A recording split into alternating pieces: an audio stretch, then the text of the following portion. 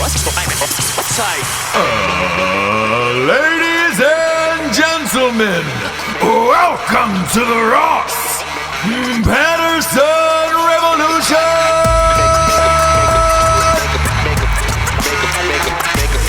Brought to you by BlackRifleCoffee.com.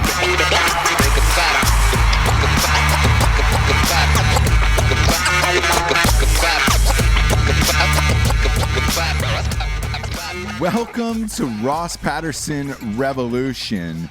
We got a big show today. We got one of my favorite actors on the planet, Mr. Michael Raymond James, joining us today via phone call. If you don't know who Michael Raymond James is, you live under a rock, because he's been in some of the biggest TV shows in the last 10 years. Talking about Trueblood, talking about Once Upon a Time, talking about Game of Silence, Lethal Weapon, you name it. I mean, look, he was in Jack Reacher, The Walking Dead. You name it, he's done it. He's probably the guy you watch that you're like, oh, fuck, man, that guy's an amazing actor. What's his name?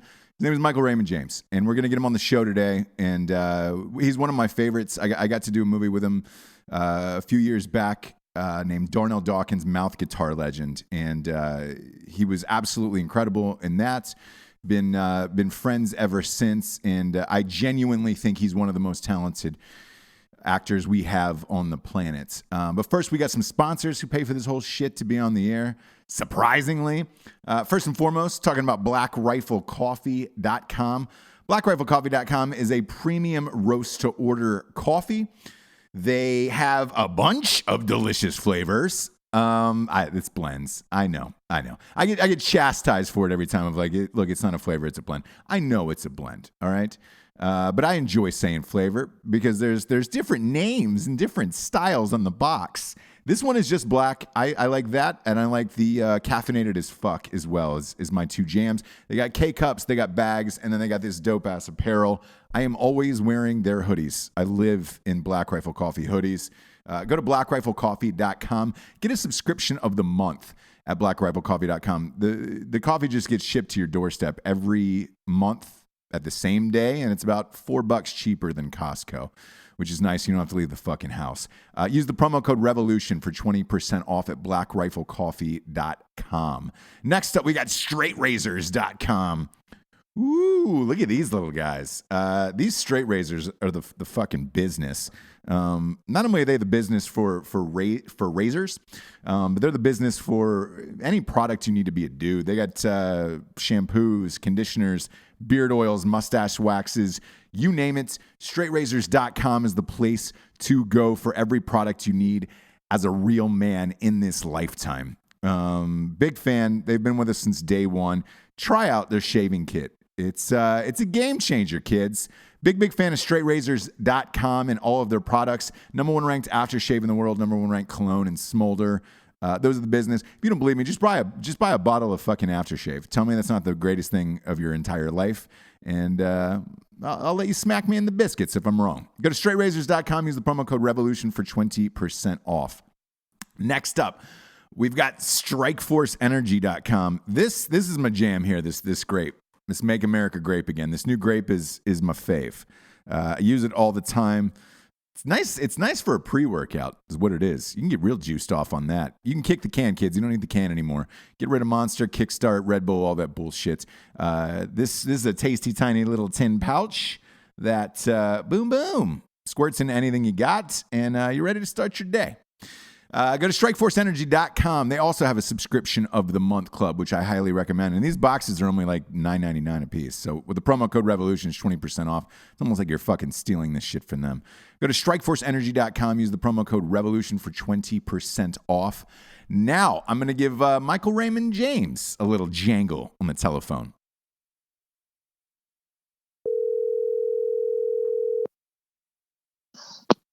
Hello? Michael Raymond James, how are you, buddy? Oh, Jesus, what the fuck do you want?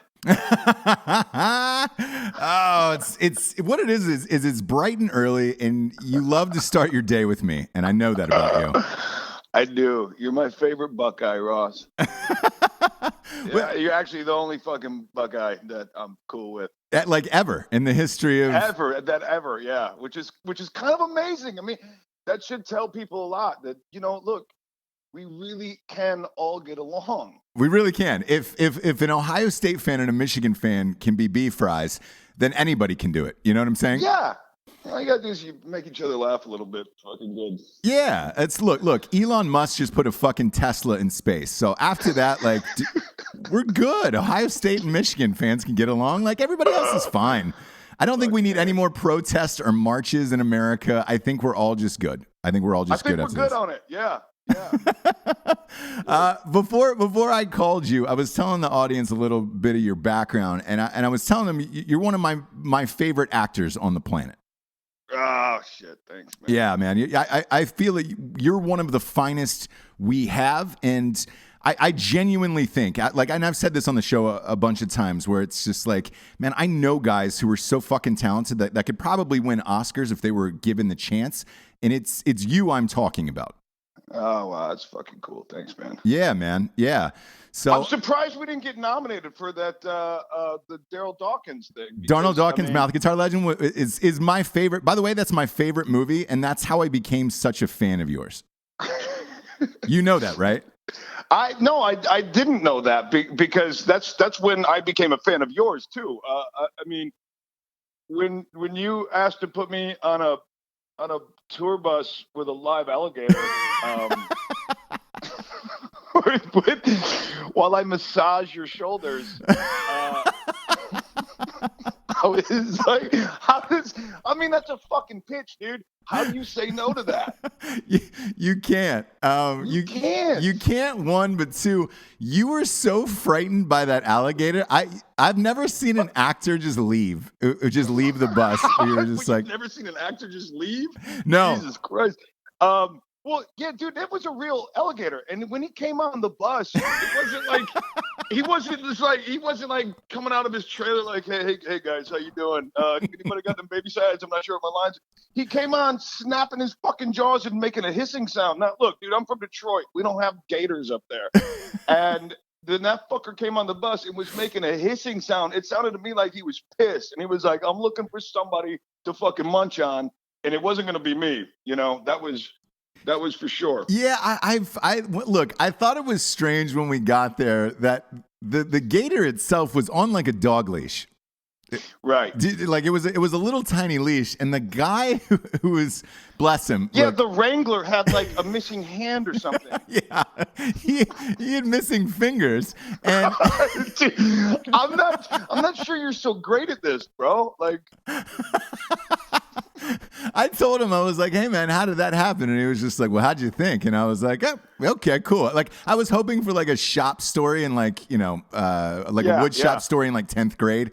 None of that. No, he definitely got his fingers bitten off by one of the animals. It wasn't an M80. There was no fireworks involved. It was him petting his fucking gator. Yeah. And he came on like real self-assured, and he's just like, hey guys, I have fed the gator, and I want you to know I have fed this gator. You're going to be fine. And he was yawning and like looking the other way during the scene. I remember we got the take we needed. You leaned down and you go, I think we got it, man. And you bolted off the bus, and I was like, oh man. I had to stay for close-ups after that. And that was the one time like in movies, out of the gajillion movies I've done, where I was just like, man, that was probably stupid. Like that was probably really fucking dumb that I did that. It's a great story, and it was fun. And listen, dude, that's a bonding experience. You know what I mean? You don't, it's not every day you come face to face with a wild animal that wants to fucking eat you with a buddy. And when you do, you got that forever. Nobody can take that away from you. Yeah. And in such a small space, like a tour bus, where you're like, oh, all right, great. And when we say tour bus, this wasn't like Led Zeppelin's tour bus. This was like a Baptist church tour bus. Yeah.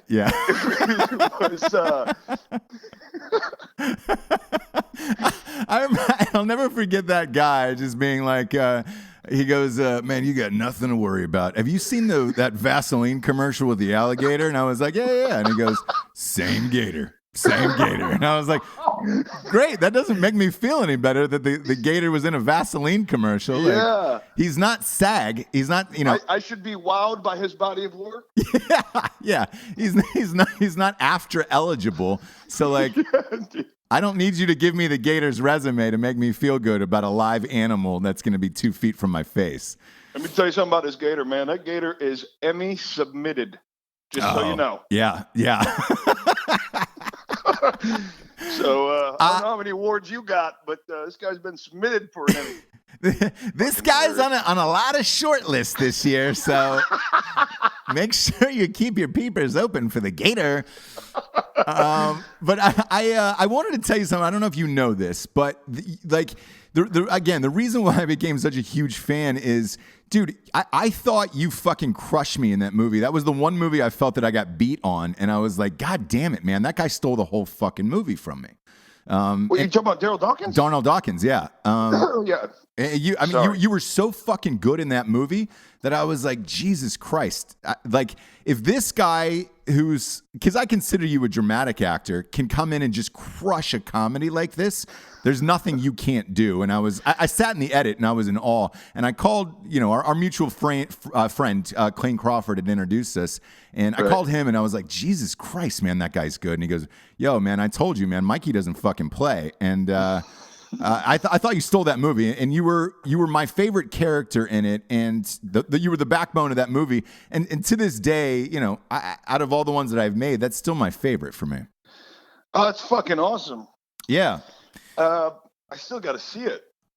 Can I get no a copy? way you've not seen that. Are you one of those? I've not seen it. Are you one of those actors who doesn't watch your shit? I'm not one of those actors typically. I've tried it both ways. You know what I mean?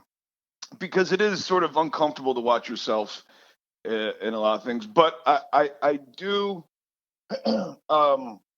I have no problem with it, Mikey. Just for the record, like I have zero problems. Like I'll watch 90 of my performances. No. I do watch. Now, I mean, look, I think that it's an important component of the work, because I think it's important to see what's working, what isn't working. I don't watch dailies, but I'll watch a finished product. You want to see, like, because sometimes you're like, man, this scene was really cooking, and then you see an edit of it, and you're like, holy shit, it's terrible. That was just, it's terrible. Yeah. That was all in the theater of my mind.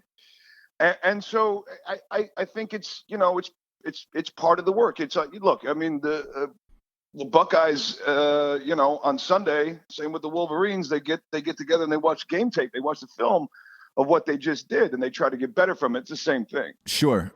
Sure. It's I consider it part of the process. Now, and with the mouth guitar legend, I've just never had a chance to see it, which kind of bums me out. I've always wanted to. Yeah, well, look, next time I see you, I'll just shoot your copy. Or you can just go to Apple or Amazon. I was going to say, is it available on Netflix? It was. It used to be on Netflix a long time ago. That movie came out a few years back, obviously, but it was on Netflix. At one point, dude. Let's plug it. So where is it? It's on iTunes? Yeah, iTunes, Amazon. Those are the two go-tos for everybody today. Yeah. It's everywhere. Yeah. It's everywhere else, but it's like, I'm not going to go tell people to watch a movie on fucking Crackle or something, Right.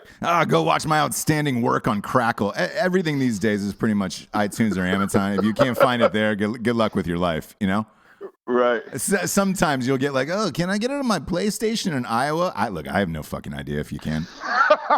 I'm not there. Yeah. I'm not there. Hey, let's start from the beginning, though. Where are you from originally? You're from Michigan, right? Michigan, yeah. Go Blue. Yeah, go Blue. You didn't go to school there, did you? No. I went to the Lee Strasberg Theater Institute. Our football team sucks. Yeah, terrible. They keep repeating the same plays over and over again. No, my dad went to Michigan, and I grew up.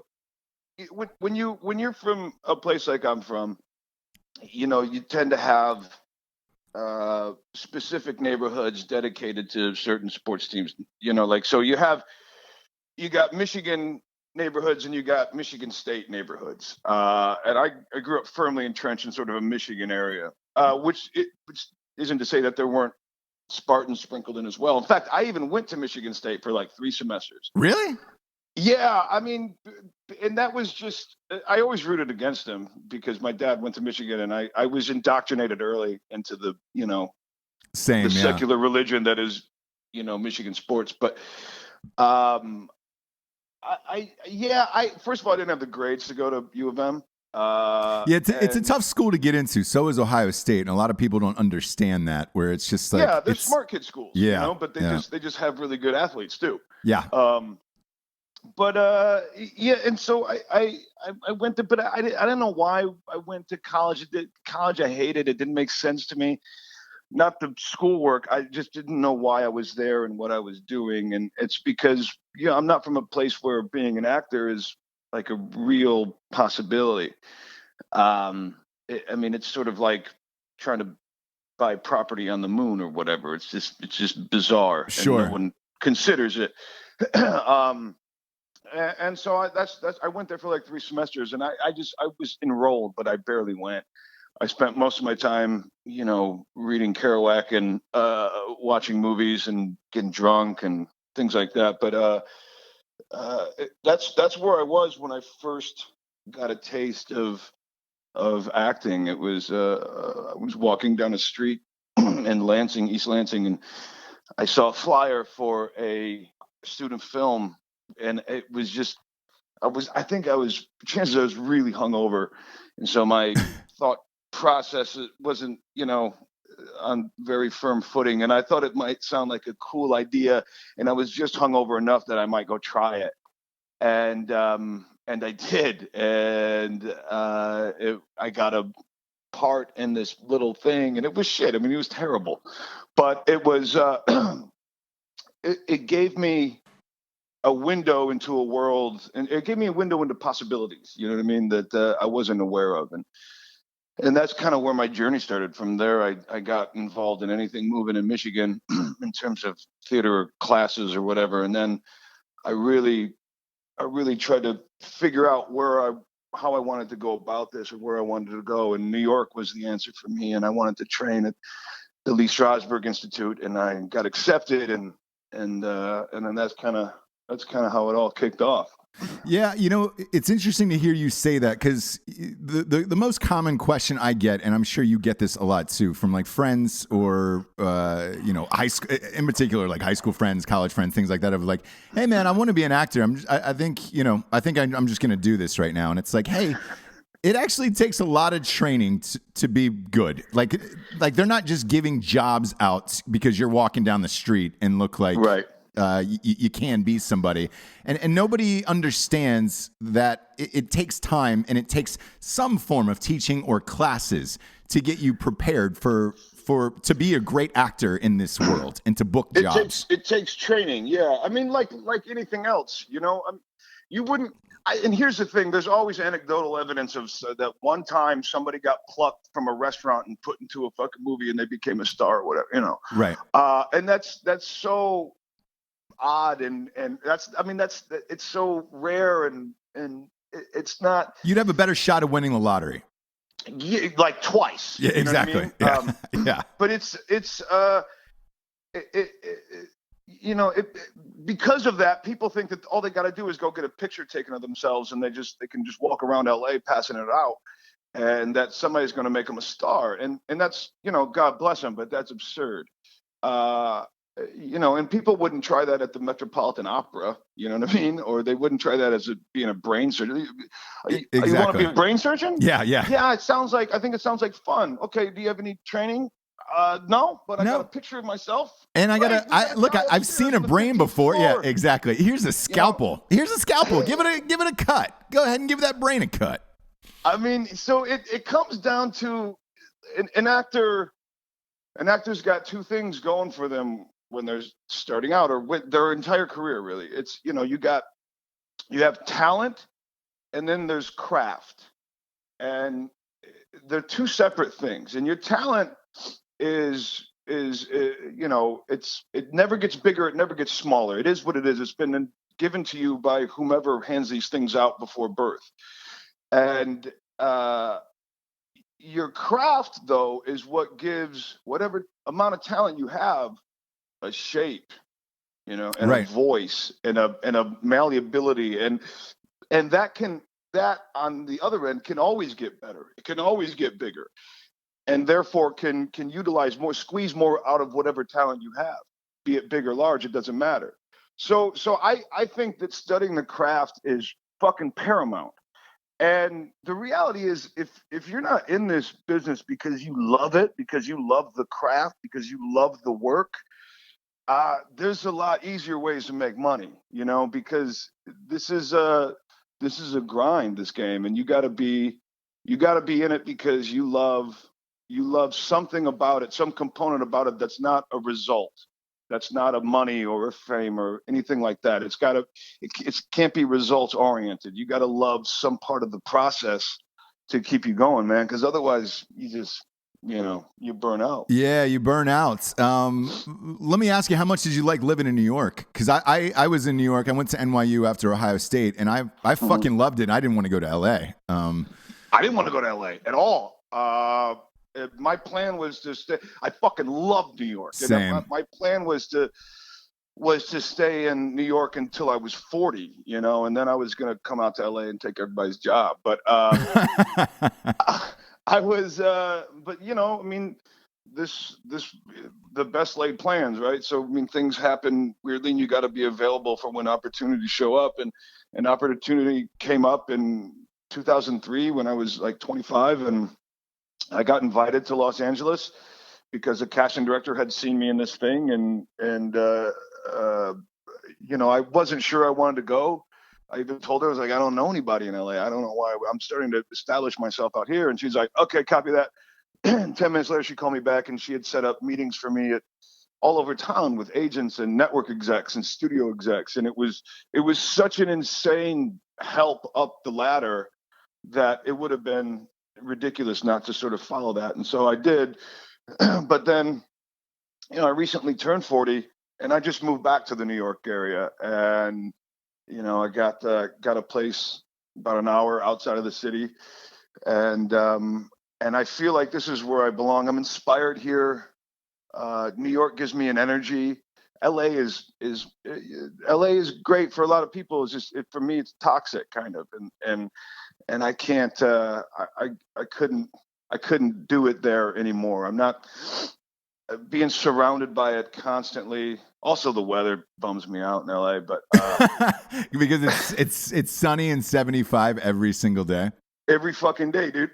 until it's a summer where it's sunny and you just double that temperature. Yeah. And it's horrible to be hungover in LA. New York is more suitable for hangovers, because when you walk down the streets in New York, you feel like everyone else is hungover as well. So you're like, all right, I fit in. I fit in. There's a well of energy that you just, as soon as you step onto a sidewalk, your body taps into. It's true. That's true. And it's also, look, my wife and I just went on Friday to go see Mark Rylance perform Farinelli and the King, and he's one of my absolute fucking heroes, one of my favorite actors of all time, favorite performers in any medium.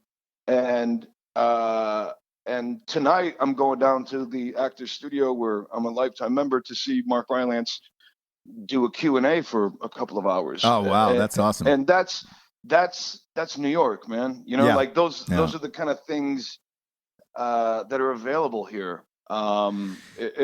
Just in terms of stoking inspiration and that kind of stuff is important for me, for my process. Sure. Yeah, I remember at NYU, there was the floor underneath me when I was in school there. Philip Seymour Hoffman was doing a play there. Oh my God! Very small play. I would say, that room probably sat 100, 150 tops. And right. So I would see him every lunch. I would spend lunch with him, and for whatever reason, he never carried cigarettes and would always rely on me. So I got to talk to him every single day. The fucked up thing, and we talked about acting and life and everything in between, and he was an awesome dude. The fucking crazy thing, though, was the place was so small that and he was thinner in person than he is on screen. The entire semester there, I didn't know it was him. So I talked to this man every single day for an entire summer. Didn't know it was him until my last day of semester, and a sign went on a chalkboard on the sidewalk that just said, Philip Seymour Hoffman's new play opening night tonight. And I was like, no fucking way. I was too embarrassed to tell him the whole summer of like, hey man, do you realize you look like a thinner version of Philip Seymour Hoffman? So I hung out with him an entire summer, and I just thought he was a cool guy who kind of looked like Philip Seymour Hoffman, was doing this like nothing play in New York, and I was just like, that's cool. I thought maybe it was like a one-man show or something he kept talking about, and it's one of those things because he was like, oh yeah, I'm Phil, and I was like, all right, cool. I would have thought a guy like that would have said, I'm Philip Seymour Hoffman. Right. But I was young enough not to know any better, and it was New York because everyone is cool in New York. Every actor seems cool in New York. That nobody's throwing IMDb credits in your face. They're just kind of hanging out. Yeah, they're just kind of hanging out, talking about the process. And again, I talked to him about acting for an entire summer without him saying, "Oh, guess what? I'm Philip Seymour Hoffman." That's amazing. Yeah, that's fucking great, dude. But that's New York. That's New York. You know what? He probably appreciated that in a very real way too. That it was never like oh, dude, you're Philip Seymour. You know what I mean? Like he probably just appreciated the totally chill reality that you guys had created. Totally. I mean, there was a karate studio across the street, and there was these girls in there, and he was like, man, if I could find a hot girl who knew karate, that would be awesome. And I the majority of our time together, we talked about these hot girls in karate, smoking cigarettes, and acting, and he's just an amazing dude. But again, super New York, like that. That's how it is. Nobody really cares, and nobody cares about the fame or anything else, and it was great. And well, because the people here also, respect actors and respect artists in general, and I think it's a product of a couple of things, but one of which is that there's people that do other things around here. You know what I mean? Yeah. Like it's not like LA is such a one industry place. And again, man, LA is just not my steez. Lots of people dig it, and that's awesome for them, and I hope they enjoy it. But you can have it. I'm over here on the East Coast where I feel I've returned from exile. Speaking of Hoffman, though, I just want maybe you remember this. Did you ever see him do True West with John C. Reilly at Circle in the Square? No, I didn't. Was that happening when you were here? No. Okay. Dude, dig this. I mean, this was fucking incredible. So, and this is, by the way, my solid number 2 of best performances I've ever seen. It's 2A and 2B. Mark Rylance in Jerusalem just it's just entrenched at number 1. Everybody else is fighting for second and third now. But strong second was Phil Hoffman and John C. Reilly doing True West on Broadway. And every third performance, they would swap roles. The two brothers. I remember that. I wasn't there anymore to go and get to see that, but everybody was like, Jesus Christ, it was incredible. It was incredible, and it was 2 different plays. It was, it was totally different, which was such an incredible lesson for me as a young actor in New York.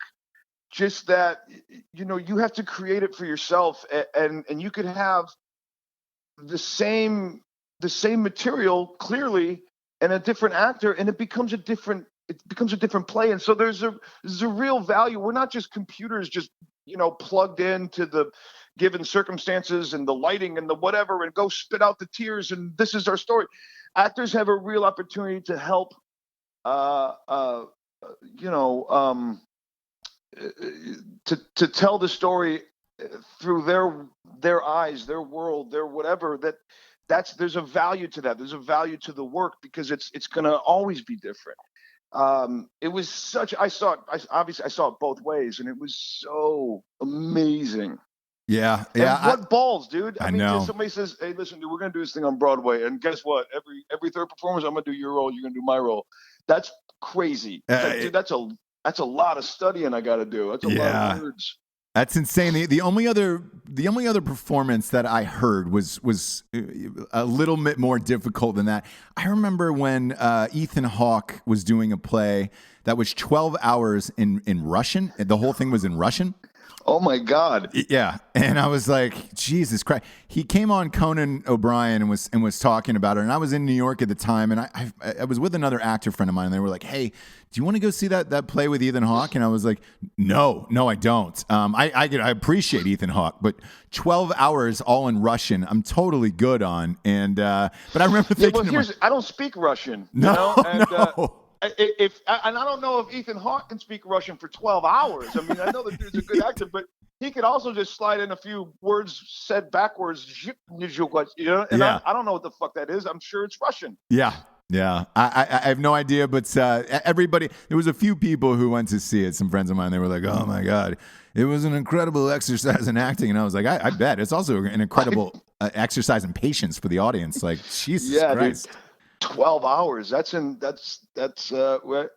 tip my hat to the guy for taking on something as huge as that. 12 hours is enough time for you to drop acid and become sober again and still have like 4 hours left of sobriety for the play, where you're just like, all right, cool.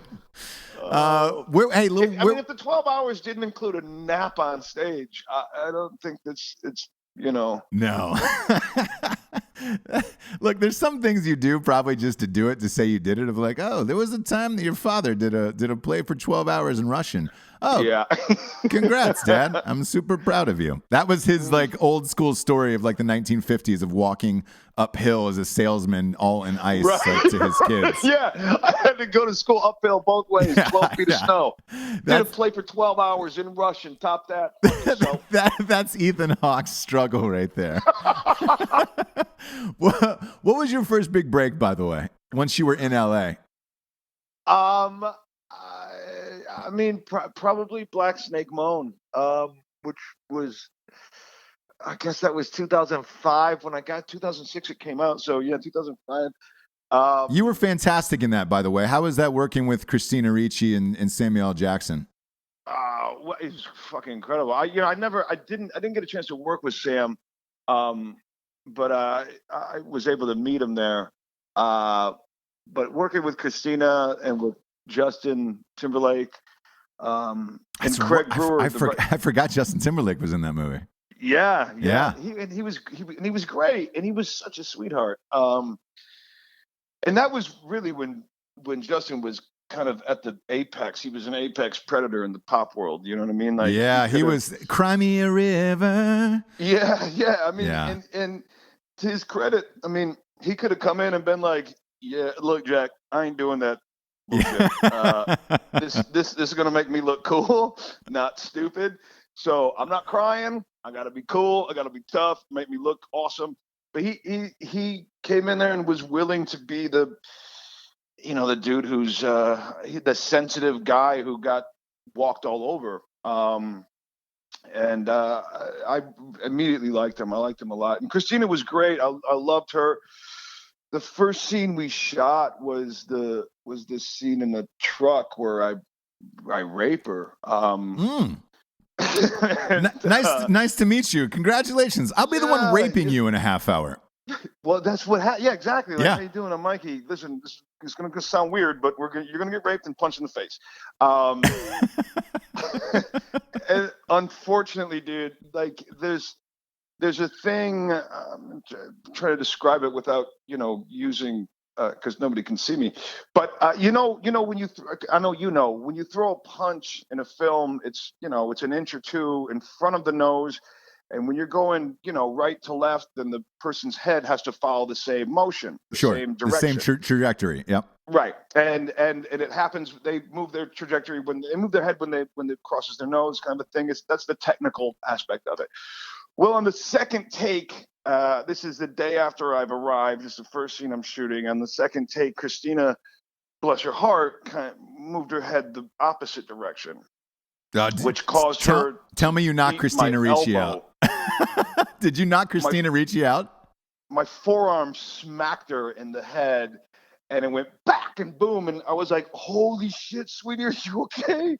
Oh and she no. was kind of out of it a little bit. She's like, I'm fine. It's cool, you know. And I was like, oh my God, they're gonna fucking fire me. It's my first day on a gig, and they're gonna fucking fire me.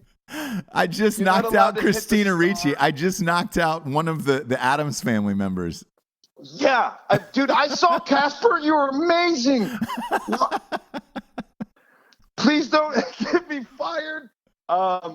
But she was very, very sweet about it. She, you know, that's another thing. She could have been like, "Whoa, what the fuck is your problem? Yeah. It doesn't matter that I move my head the wrong way. You should, you know, You shouldn't have been where that are the close. French fries Yeah. I didn't ask for. Yeah. People need to anticipate my shit." But she was so cool about it and so gracious, and you know, Craig was thankfully very, you know, understanding, and we were able to move on, and I continued to have a job. So I would say that was probably my first kind of big break, and then Trueblood kind of after that, and then everybody thought I was from the South.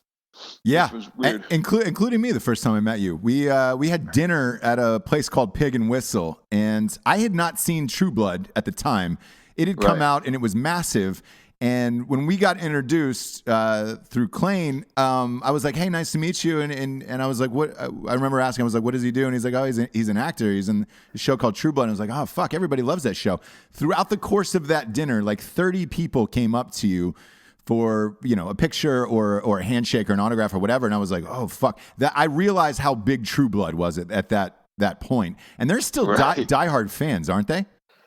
Oh yeah. It's intense. I mean, there's still, you know, conventions that are dedicated to Trueblood and stuff. It's it really kind of touched a nerve with a lot of people, and you know that was Worldwide. also before Twilight too. So Yeah. it really, I mean, it didn't start Twilight or anything like that, but it was kind of at the vanguard of the vampire empire that kind of happened after that with all the vampire stuff.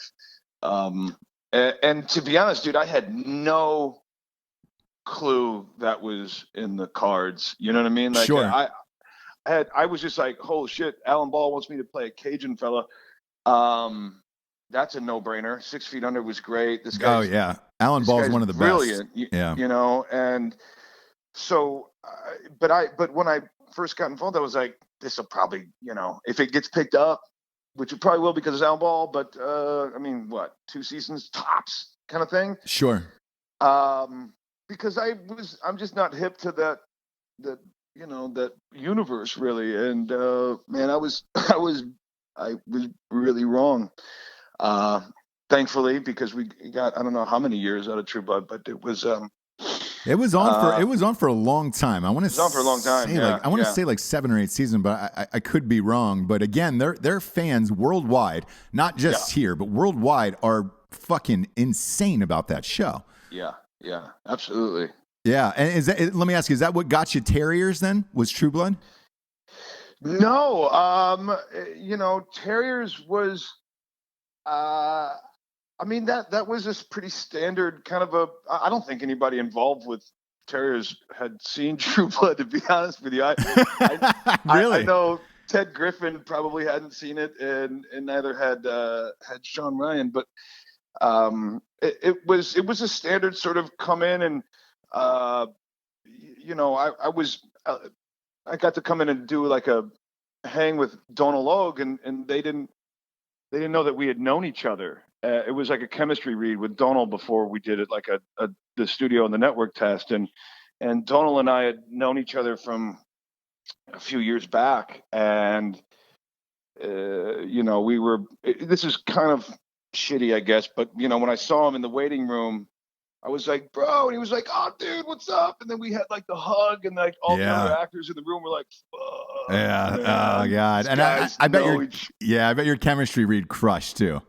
Yeah, it did. Yeah, of course. I mean, you know, Donal and I've got great chemistry just because he's like a brother. I love him, and so that was a pretty standard. Did the studio test and network test, and you know, I knew that the creators really wanted me for it. The producers did, but the network needed some convincing, and my hair was a little bit longer, and so they literally took me.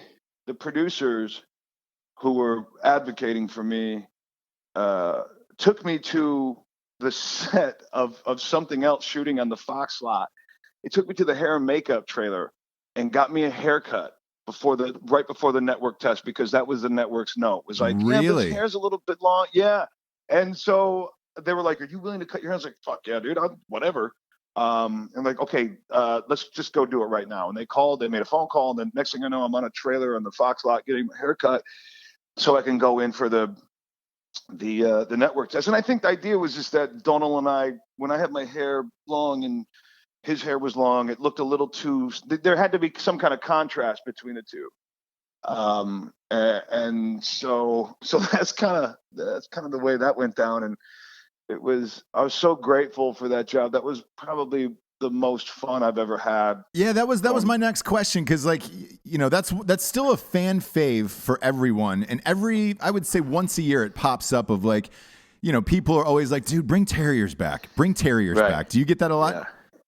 Yeah, absolutely. I mean, it's interesting because whereas Trueblood kind of tapped into this worldwide fucking main nerve, and has so many fans all over the world, which is great.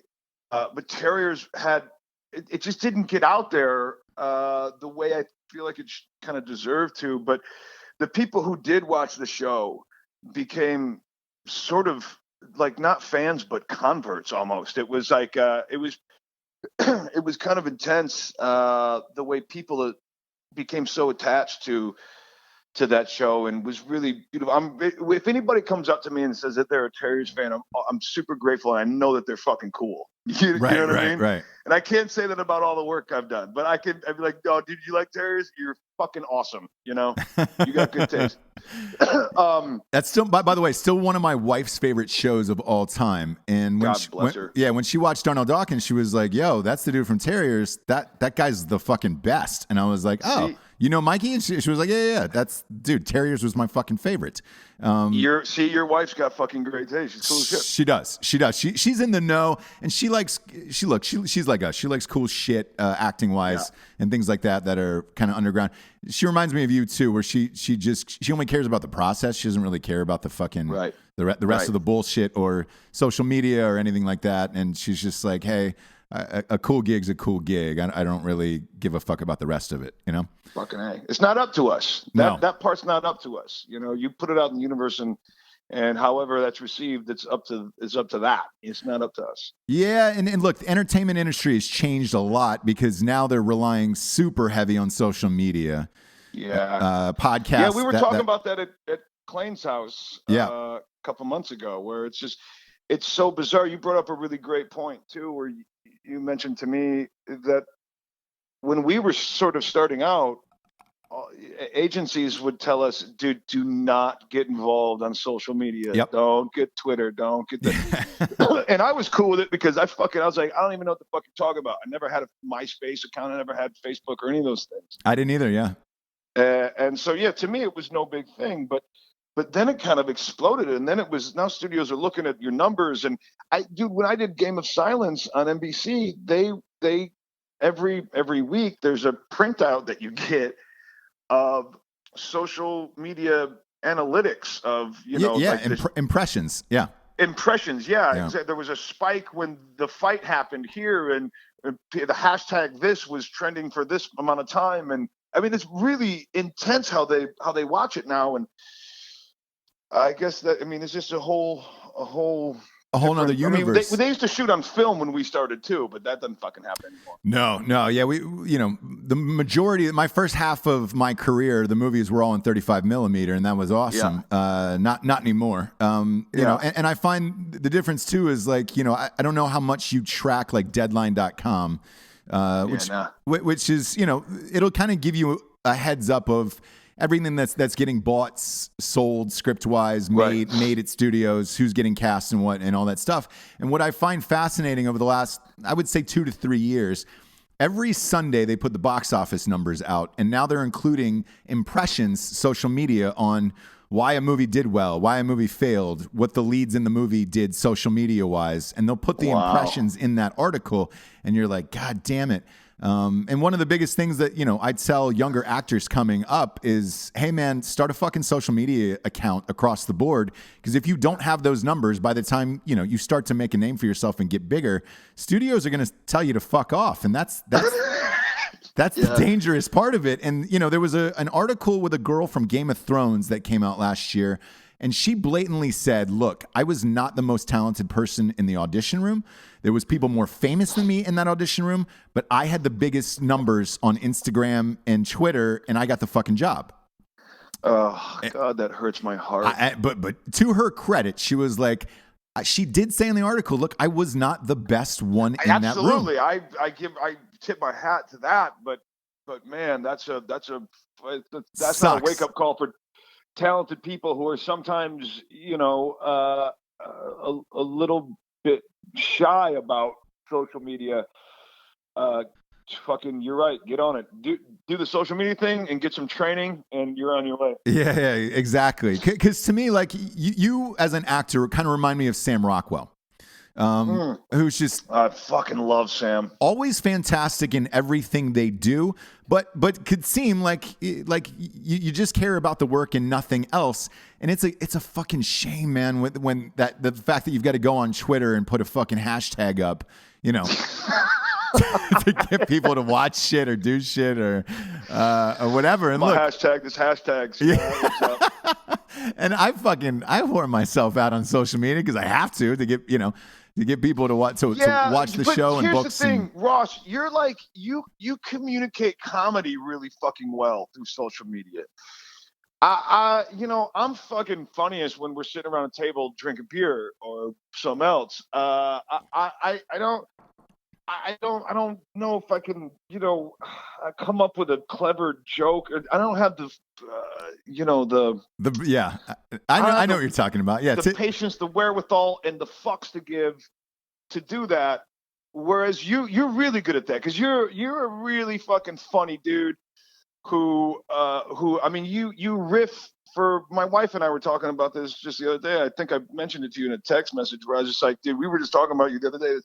You went on a riff for like a good 35 minutes straight, and you were just throwing away shit that was fucking so funny. and that's like you got it to spare. So you're good at that. When you say you whore yourself out, I think that's you working your craft a little bit, Yeah. I mean, there's certainly weird shit that I do. I mean, like last night I found Sylvester Stallone in a fucking Harry Potter costume. And you can't ignore that, can you? No, I just thought it'd be funny to say, hey, do you want to go play Quidditch? You want to play Quidditch? How about we play some Quidditch? And look, dude, if you can do a good fucking Morgan Freeman voice, why aren't you putting up ridiculous videos with Morgan Freeman's awesome fucking voice? You know what I mean? Oh, it's true. Oh, it's true. Michael Raymond James, you've never said anything more true in your entire life. That's fucking great. I want to get into a movie that you popped up in that I didn't know you were in, because again, you're not a bragger either of like, hey man, I've got this, whereas the rest of us usually are of like, I'm shooting this fucking huge thing. You should probably look out for it. It's gonna be awesome. I remember sitting in a movie theater. I went to go see Jack Reacher, and dude, typically everybody would be like, yo man, your friends would be like, I'm starring in a movie with Tom Cruise. You didn't say 2 words about it. And I went and saw it in the movie theater, and I was like, yo, what the fuck, Mike? You're in a goddamn movie with Tom Cruise? And you were like, I love that moment though, dude. I love the discovery. I love when I hear like I went to go see this fucking movie and you were fucking there. What the fuck? I love that. Yeah, because I remember we went to a bar or something like a couple weeks later, and I was like, yo, dude, I went to see Jack Reacher and that motherfucker. You were like, yeah. It was a little thing I did, and I was like, no, you were in a movie with Tom Cruise, like a huge action budget movie. How was it like working with him? Because I've talked about on my show before meeting him. He was a fucking one of the most fantastic people I've ever met in my entire life. Did you have the same experience? Yeah.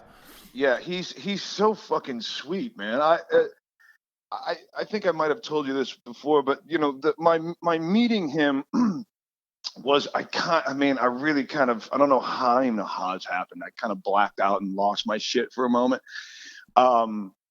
Not because of any. Well, all right. So here's what happened. I was in Atlanta on a job, and I heard that Chris McCoy wanted to Skype with me about Jack Reacher, and I kind of have a thing where I was like, listen, when I'm on a job, I don't like to read other scripts. I don't like to look at other things. I believe in brain germs. It'll take me out of what I'm trying to accomplish on this thing. And, Sure. And on, the show, the thing I was doing in Atlanta was like a 9-page scene, which never fucking happens in film and television. That's Ever. like a theater scene. And so I had a lot of work to get through, and I want to kind of focus on that. And so I was like, no, thanks, man. I can deal with it after this. And my managers are sort of like, all right, we'll go back with that, and then they call back 20 minutes later, like, yeah, dude, he's got to talk to you like now to make a decision on this thing. And I was like, well, just tell him to decide not to have me in it then, because I was in, if I were working for him, I would insist on the same thing. Sure. I just can't break myself away from this and to do an audition over Skype, and I'm just not interested. And so I said, all right. And then they call back, and I feel like my managers and agents sort of powwow over like, how do we explain to Mikey that he's going to take this fucking Skype call? Because they came back and they're like, look, dude, it's going to be fucking 10 minutes. It's not going to fuck up your preparation for this other thing. And it's not an audition. He just wants to talk to you. And I was like, oh, he just wants to talk? Fine. Let's do that then. And I was like, if you could have just told me that from the beginning, and it would have saved us this whole thing. That now my head is fucked for tomorrow. But anyway, so I get done thing, and Chris McCoy offers me a role and says, can you come up to Pittsburgh? When are you done shooting this thing? And I, it was like a couple of days. He's like, well, can you come straight up to Pittsburgh after that, and we'll do wardrobe, and you can pick out the car you're going to drive, and et cetera. Kind of sit down and talk about. And I was like, absolutely. And I was a big fan of his beforehand. Obviously, Usual Suspects he wrote, and directed a movie called The Way of the Gun, which I was a fan of. Big fan of that movie as well. Yeah. Right. And so I was honored to work with him, but I got to do things kind of by my process or whatever. And so anyway, long story short, I fly into Pittsburgh. First night I'm there, they stick me in the hotel. And then I get a phone call that says, Paramount has a bunch of executives in town and they're having a dinner tonight. Would you like to attend? And I was sort of, I got nothing else to do in Pittsburgh tonight. So yeah, sure, I'll go. Great. It's going to be here. It starts at 8 p.m. or whatever. So I show up like at 8:20 thinking like at this point, some of the other actors would have shown up or whatever. But no, I'm the only fucking actor there. And a bunch of executives whom I've never met, but who all of them say they know you, Right. And so I'm sitting there just standing in the corner like it's a funeral, staring at my feet and holding a drink. And, people will come up like, hey, how you doing? I'm Brad. I'm with the accounting team at Paramount. We're so stoked you're here, Thanks, Brad. Appreciate it, Brad. Here's my W-9 for you. We're fucking stoked. And you're like, right on, Steve. Thanks, man. But you're never going to remember their faces and things. You probably should. I'm just not good at that. But at any rate, eventually Tom comes sort of marching in with Katie Holmes. They were married at the time still. And she's actually from Toledo, Ohio. Did you know that? Yes, I did. Okay. Oh yeah. She popped down to Ohio State once. Copy that. Actually made out with one of my roommates. So. So anyway, I'm standing there, and there's Tom, and his security detail sort of peels off at the threshold, and he literally he does that thing that he does that's super intense, where he locks eyes with you. He comes marching right up to me. I'm like, holy shit, the fuck am I gonna say to this dude? And he comes up, he sticks his hand out, and he goes, "How you doing, man? I'm Tom. I'm a big fan." That's what he said to me. Whoa. I was like, fucking dude. Get the fuck! What are you talking about, man? I was like, first of all, you don't need to introduce yourself to me. Second of all, big fan. Come on, bro. And I mean, this dude didn't like think about it, didn't skip a beat, and it wasn't a joke. He was deadly serious. He was like, no, dude, I'm a producer on this thing. If you think I haven't seen every single thing you've ever put on camera, you're out of your mind. And I was like, whoa. Yeah, dude, he's an intense guy, man. He's an intense guy. He's that guy that you see in the movies. And so I was like, I was kind of moved by that. I was like, well, thank you very much. That's very kind of you to say. And then he kind of goes into his small talk spiel, whatever. He's got his arms folded. And he's like, I tell you what, man, it's going to be a great film. Great film. He's like, and I was like, yeah, man, I'm really excited. He's like, yeah, we got great cast, man. Just a great cast. Well, there's you, there's me, there's Bobby Duvall and Rosamund Pike and Richard Jenkins. And he's going on. And when he said Bobby Duvall, I had this is where I get into like the blackout brain fart thing where I was like, and I said, Tom, am I fucking crazy? Or you and Robert Duvall have worked together before, right? And he goes, yeah. Years ago, we did a picture called Days of Thunder. Days of Thunder, yeah.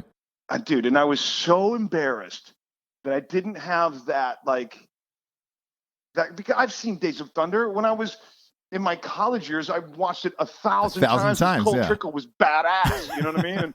And, and that's the most NASCAR I've ever watched in my life. But for some reason, I don't know why this makes no sense to me even today, but I want him to know that, of course, I knew he was in the movie with Robert Duvall called Days of Thunder. I started involuntarily reciting lines from the movie. To his face? Bobby Duvall lines to Tom Cruise. I go, Cole, I want you to go out there and hit the pace car. And he was like, what? I go, hit the pace car. You hit every other goddamn thing on that track. I want you to be perfect. And he starts giving me Cole Trickle lines. No way. Dude, it was fucking insane. It was like an out-of-body, like when you start saying something that you shouldn't, yeah, it's coming out of your mouth and you're seeing it. You're like, this is a bad idea. I shouldn't be saying this. I should just stop. But you can't. You have to see it through, kind of a thing. Oh, yeah. Done it many times in my life. Was happening. And then when he came back, it was such a relief. And then I went forward, and then he went forward. Then it just sort of erupted into backslapping and laughing. And it was really sweet. He could have been such a dick about that. But he was so cool about it, and I was so relieved. The fact that he just started dropping Cole Trickle lines, I'm surprised he remembered. I'm one of those people, I can't remember any lines from any movie I've done. Right. I just, once the project is over, it's almost as if it never happened to me unless I watch it again. Right. I forget all of the lines, everything, and it's people will come up and quote things, and I'm like, I vaguely remember it, but I'm not good at it. You kind of have to, because you got to make room for the next movie or whatever. Yes, But at the same time, he's had some iconic scenes with some iconic actors. Sure. Some of those you kind of remember. I'm sure Jack Nicholson, of course, remembers the "You Can't Handle the Truth" scene. Oh yeah. Of course, because it gets it gets spouted off to you so many times out in public and whatnot. You're probably annoyed by it. Yeah. Yeah. I will say this about Tom Cruise and tell me, because again, I've told this story to the audience before, but when you meet him, he's one of those guys where everyone in the entire room is staring at Tom Cruise the entire time. Their eyes don't leave him just because they're fascinated that Tom Cruise is in the room with them. And it doesn't matter. He's able to separate it, that there's a million people staring at him and solely focus on you and talk to you and make you feel like you're the most important person in the world, and that he's known you for 30 years. Did you have that same? Absolutely. He's really great about that. I mean, he's an intense listener. Yes. You know what I mean? But he's very gracious and very sweet. I think he's been doing it for so long where people have been staring at him like that he's learned how to sink down and really be able to focus on one person at a time, and like you said, really make them feel like special. They're the only person in the world. I always thought it'd be a good idea to have Tom Cruise around if I was going to commit a crime. you know, like, Oh, for Tom, just sure. stand over here while I go inside this bank and hold it up, you know, Because he would know. nobody's gonna give a shit. Yeah, and not only that, but he would also know every move to get you out of it and do it cool, calm, and collected. Where you're just like, shit. Well, the guy can fly a helicopter, so I just like keep the chopper running. I'll be in a second. Yeah, there's nothing Tom Cruise can't do better than you. That's what I always say. That's true. Because he does all of his own stunts. So he's driven race cars. He's flown planes. He's jumped off of buildings. You name it. That guy's fucking done it. So he's hung on the outside of a jumbo jet and, you know, Rogue, whatever Mission Impossible, Rogue One or Rogue Nation. That was actually him on the outside of a jumbo jet during takeoff. Oh yeah, yeah. Crazy. Ridiculous. Like when I saw that video online, I remember thinking to myself, nah, I would have used the stunt guy. Like no hesitation whatsoever. 100%, dude. I would have been on the craft service table or my trailer. Yep. You know? Grab that stunt guy from South Carolina or whoever that is and pop him in here because I'm not fucking doing that shit. Tom, on the other hand, is like, nope, we need it to be real and I need to do this or it didn't happen. And you're like, oh, okay, all right, fine, go ahead. Okay, yeah, go get it, Tom. Fire away. Yeah, he's a great guy. My short interaction with him was very cool. That's awesome. A lot of people know you from Once Upon a Time. How'd you like working on that? Yeah, it was fun. You know, that was the job I took. That when they offered it to me, I was in Australia, and I don't watch a lot of television, and so I wasn't sure what it was.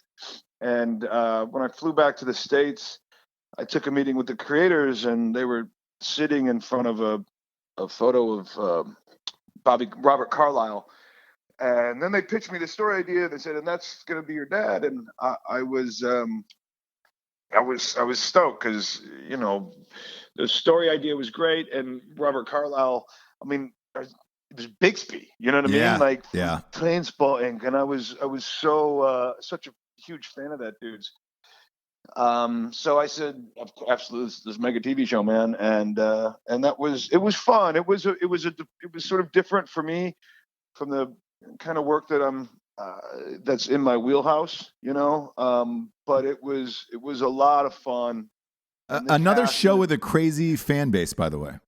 Intense, really, really intense. Really, really intense fan base. They're called like oncers, right? Is that the right? They're called oncers, yeah. Yeah. And this is where I heard about shipping for the first time. You know what that is, I'm sure. Yes. Yeah. Yeah. So I had no idea what that was. And when somebody said, "Look out for that kind of shipper" or whatever, I was like, "What are you saying?" And then when I found out what it was, like you just overwhelmed with the amount of. There's a lot of tribalism within that fan base, and it all comes down to ships. Who ships this relationship and that relationship or whatever, and they go to fucking war, and it's really intense. Which a person like you loves. Yeah, exactly. You love that social media space, and I love it about as much as sticking my dick in a jar of bees. You know, it's, the last one I'll bring up before I let you get out of here, just because I'm a personal fan of this person in real life and character, is Sons of Liberty. You got to play Paul Revere. Yeah. How fucking crazy is that? Do you call your parents? Do you call your family and you're like, "Hey, I'm playing Paul Revere"? Yeah, I was pretty fucking stoked about doing that one. And I was stoked about doing the research. I was like, "Oh God, yes, there's so much research material on this guy that I get to like go into this super informed." And so that was fun, and that's one of the reasons, the accent I did for Paul Revere was like kind of a Boston towny kind of accent. And that's because that's the way Paul Revere spoke. And I'll tell you how I learned that was, well, first of all, he was a street guy from the north end of Boston who thought of himself as, an artisan and a gentleman at the same time, and without a hint of irony. You know, like he was generally able to operate in between the two worlds of sort of the Boston society and also the lower classes in the neighborhoods. I mean, he had Irish spies that were his informants all over town, and but also would hang out with, you know, the Hancocks and the Adamses, and those guys went to Harvard, and he was never formally educated, Paul Revere. So he would write his letters to friends and family. He would spell words phonetically as opposed to having really learned how to spell them. And as a result of that, like his mother's maiden name was Hitchborn, Hitchborn, maybe an E at the end of that, I don't know.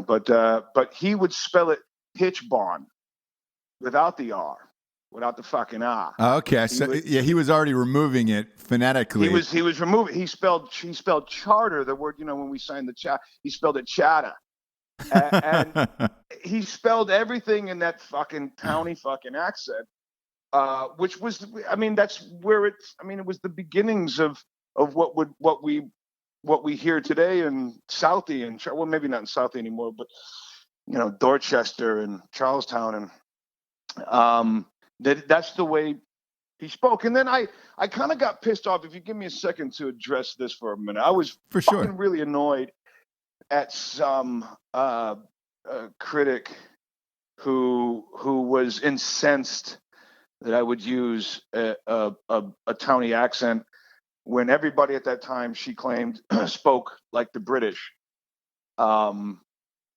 which is such an ignorant sort of take on things. Like, that's not, first of all, it's not true. But second of all, how are you're so sure of yourself that that's the reality. So you're saying, if we just unpack that a little bit, that people have been living in the colonies for over 150 years at that point, and they came from all over France, England, obviously the UK, Ireland, yeah, and the Dutch colonies, and I mean they came from all over, and so after 150 years, that's multiple generations, especially at a time when people didn't live that long, that the dialects, the accents never changed. Whereas in less than 100 years after the Revolutionary War was the Civil War. But at that point, we accept that there's 19,000 different Southern accents and Northern accents. So in less than 100 years, all these accents changed dramatically. But the 150 years before that, not at all. And so that's just if you think about it, it's such a bizarre take. So I just want to say to the people who are claiming that he did not have that accent to open up a book and read about it a little bit, because I have actual letters that Paul Revere wrote. And of course, he didn't say "ka" because that didn't exist, but he would have if he fucking owned a Pontiac. That's what he would say. Let me ask you: do you read the critics a lot? I don't. I really don't. I just. You don't strike me as a critic guy, or because and the reason I ask, I'm one of those people. Like, I'll read critics, I'll read things online, and it takes a thick skin, obviously, because no matter how great, you know, and anything you do, somebody's going to pick it apart. Of course. But I didn't picture you reading you to read critics. Did somebody bring that to your attention, or did you just see it online? Yeah, no, somebody sent it to me. That was like, dude, look at this. They're fucking trashing you. Oh, God. You know, so then of course you look at it, and it's, look, whatever. That's, they got to eat too, so they got to have something to criticize, I guess. But I typically don't read criticism, either good or bad, because it's really not part of my process. That doesn't do anything for me. It either bums you out and hurts your feelings, or you get your chest out a little bit too far, and you walk into a pole or something. Yeah. Look, I hear you. I don't. I try to stay away. I'm one of those people, like, critic wise, if somebody sends me something great, I don't actively seek it out. Right. But social media comments, because I'm on social media a lot, I'll get shit all the time, and I'll either about a movie or a role or something like that, that they didn't like, and they'll actively try to seek you out to tell you, and it's just like, hey man, try to make a fucking movie or a TV show. It's so it's super easy, dude. You should just go do it and be the best at it. I average like I do one a year now, and that's about it. And just simply for the fact of how hard it is, because I produce them and all that other bullshit. And right, yeah. And you wear a lot of hats in your stuff. Yeah, and it's exhausting, and there's nothing worse too than when you produce it and write it and direct it and start it, and it comes out, and then people find you out online, and they're like, man, I fucking hated this, and I hated you in that, and you know what I would have done to make this so much better. And no lie, it happened to me this morning, and somebody on Facebook had hit me up personally and was like, man, I didn't like this one movie you did 3 years ago, and I was like, motherfucker, I was having a normal goddamn day today. I was looking at some Olympic highlights. I was about to take my kid to school. There was nothing in my path that was kind of gonna bum me out today, and you went out of nowhere to find me through the back channels and talk to me about a movie I did 3 years ago. You fucking asshole. Remind me to piss in your mouth if we ever meet. Yeah. I was like, Jesus Christ, man. I didn't find you today at fucking nothing worse. But Sure. it is what it is. I do want to say this. They found Paul Revere's outhouse, and I thought of you. So if you're ever curious, were people looking for it? What do you mean they found it? Yeah. So we talked about it. The motherfucker left it here somewhere, dude. It's around here. There's people who excavate outhouses, and they just dug up Paul Revere's, and they're currently sifting through his toilet to find like what he had in his toilets. And I want to be the reason why I tell you this, I want to be that famous one day where it's like, man, I found an old toilet that Ross used to use. And I dug up his shit, because what they're gonna do is like go through the shit and try to like find traces of DNA and everything. Like, I want people 200 years later to find my shit and be like, hey man, Ross was eating super Dude, he had a fucked up diet, man. Yeah, he was eating a lot of Mexican corn, and we just can't put our finger on why. But when I saw that story, I was like, man, my buddy played Paul Revere. I'm sure he'd appreciate this. I do. I'm going to seek it out. Maybe take a piss. Yeah, just since you're in New York now, just take a quick jaunt over to Boston, because they're still digging it up as we speak, and just say, hey guys, I think I'm kind of want to be in the know of what's going on here, how this is shaking out on his toilet. So if you could just kind of loop me in on your progress. Yeah, listen, guys, I played him on the tee on that lookity box. So I'm pretty sure I need to be in the emails that are going on around here. If you could just see me on everything you guys are doing, that'd be great. I really need to know about Paul Revere's shit. And if you see the picture online, just Google search it. The picture online is this: it's an old man and an old woman digging through this fucking outhouse, like the remains of this outhouse, and they've got the biggest smiles on their face, like it's the happiest they've ever been in their life. And you're like, man, it's so amazing to me that digging up a bathroom from 200 years ago, like you could be that that makes you that happy in this world. And it's like, man, don't tell me that there isn't a job out there for everyone. Because there you go. Yeah, that Americans don't. There's jobs Americans won't do. Get fired up about finding Paul Revere's toilet. He was probably like, oh fuck, I stopped using that fucking thing after fucking Adam took the shit in there. Look, Adam stunk up the place. He would there was a giant lit candle in there, and I was like, "Fucking Adams was in there." I tried to burn the fucker down. You know what I mean? Cocksucker. And then you dug up my fucking toilets. Michael Raymond James. I fucking buried it for a reason. Why do you think it was on the ground? Are you out of your mind? Look, Mikey, I appreciate you doing the show. Again, you're one of my favorite actors on this planet, and bro, I wish you continued success. And I'll see you soon. I'm glad you're back on the East Coast. Yeah, bro, come on up, man. Whenever whenever you need to get out of North Kakalaka for a minute. And I'm in New York probably 4 or 5 times a year because of all the books now. So I will see you soon, my man. Copy that, brother. Yeah, and thank you for being on the show, dude. It's always a man. pleasure. Thanks for having me. This was fun. All right, buddy. I'll talk to you soon. All right, brother. See ya. Michael Raymond James, everyone. How fucking cool is that guy? Just a fucking awesome dude through and through. And again, sincerely, one of the most talented actors you will find working today. And he's just one of those guys where if he pops up in something, you know the project's going to be better. And you also are like, oh, fuck, I know that guy. What's his name? His name is Michael Raymond James. So look him up. Go and follow his work. Follow him online. Find him on Twitter and Instagram, since he loves social media so much. Tell him you heard him on Ross Patterson Revolution and give him a huge shout out. This was a fucking awesome, fun show. Great interview. Thanks for listening, everybody. I appreciate it, and I will see you on a Friday. Good night, everyone.